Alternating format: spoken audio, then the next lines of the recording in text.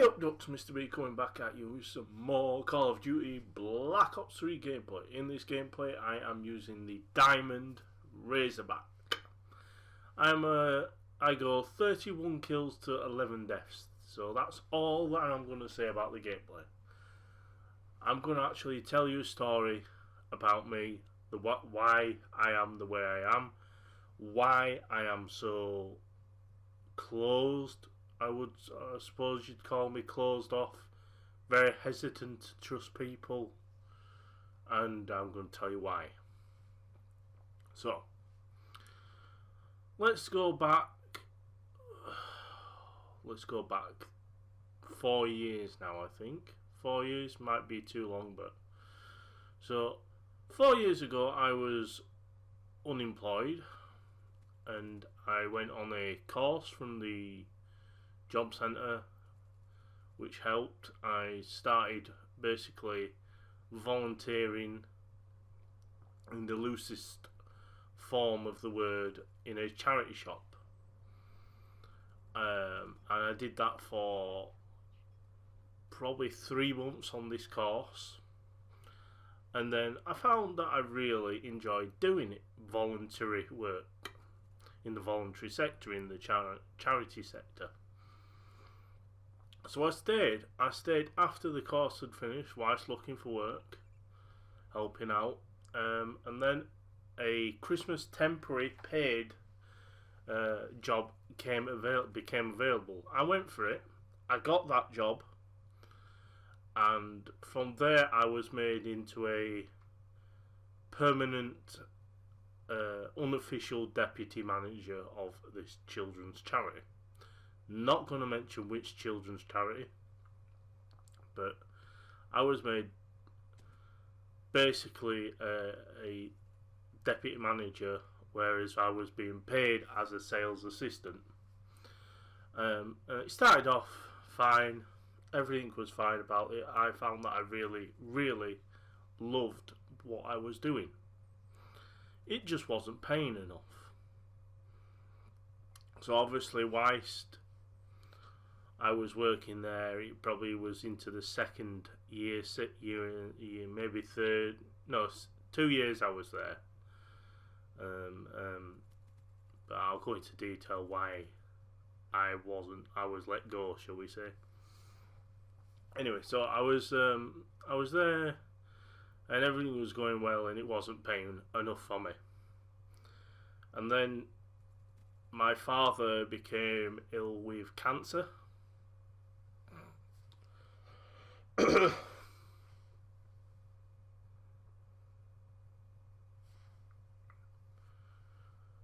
He became ill with cancer. Sorry, guys.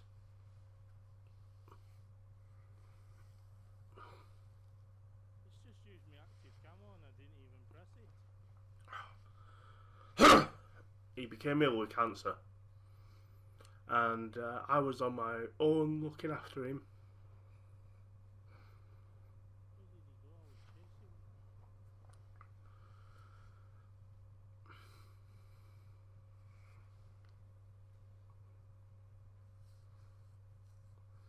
I've left that area. Whew. I hadn't talked about this for a while. I was on my own looking after him for a long time because he fell out with my brother. They didn't talk.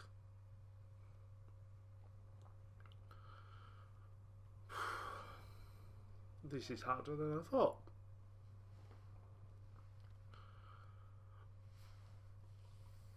Oh my god. Right. He fell out with my brother. So I was left to deal with it myself.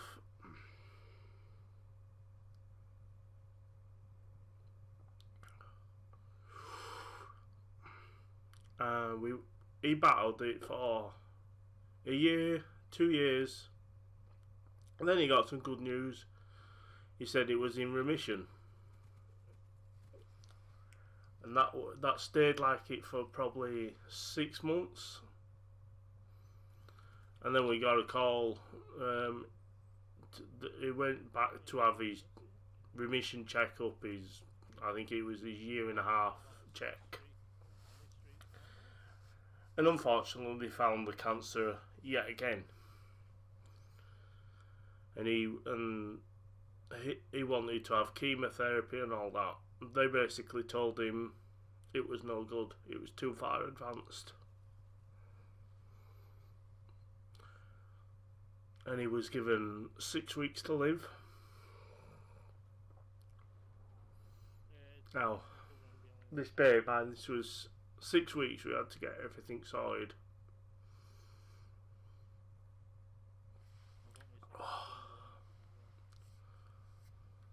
I got him and my brother together. I got them talking again. And not a week later he was gone.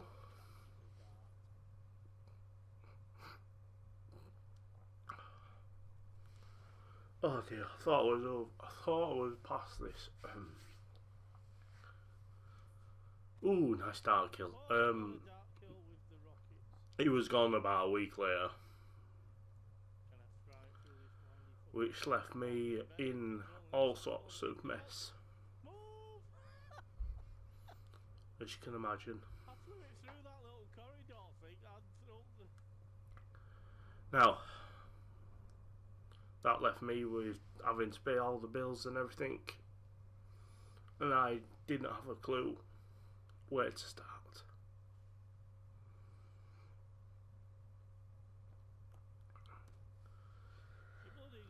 And I found out that I basically figured I needed more money, and so I thought, right, I'm gonna go down into a route that I was actually deeply involved. My solitude basically was adult websites and things like that. So I became an affiliate for one of these websites where I promoted them on tons and tons of adult forums.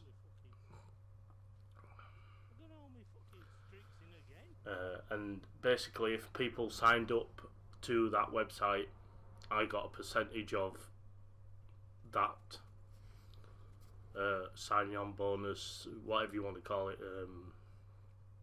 the figure of how much they paid to sign up to the website. I basically got a portion of.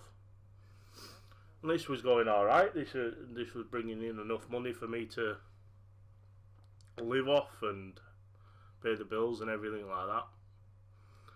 And then all of a sudden it came down to the fact that I said something on one of these websites that some super weirdo fan didn't like.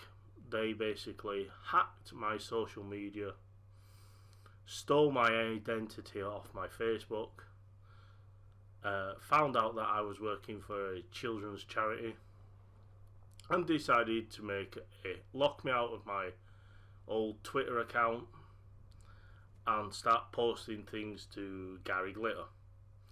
A fake Gary Glitter account at the time. I didn't realise this. I was in a mess over my father. And what did I do? I just shut everything down and told work. I told my area manager what was going on. They investigated it. I couldn't prove that this account that had been posting all this shit wasn't me. And one thing led to another, and they let me go. I couldn't prove it wasn't me. So what's the moral of the story? Basically, the story is you have to be so careful with what you put on social media. You have to be so careful who you let into your life. You have to be so careful. I mean, you think just a troll or a nuisance on Twitter or Facebook or Instagram or whatever can be just something stupid and insignificant. Just stop and think what you're saying to these people. Do you know why I never There's that many stuff out there that you have your IP traced. People can easily trace your IP addresses, You know, easily find out your passwords, Steve, you know why I don't easily do that, don't you? basically get into your accounts with all these new technologies. Jason used to say that What I would say to combat that all the time. is change your passwords. Be very, very cautious, and all, and just keep changing your passwords for your social media. Make them as difficult as you can, even if you have to write them down to remember them. I can't move, I can't move. Just be so careful, guys. And with that being said, Fuck's sake! I want to say thank you to all my subscribers for this past year. And let's hope 2016 is a better year for myself and for everyone else in the world. Mr. B, signing off. See you next time, guys.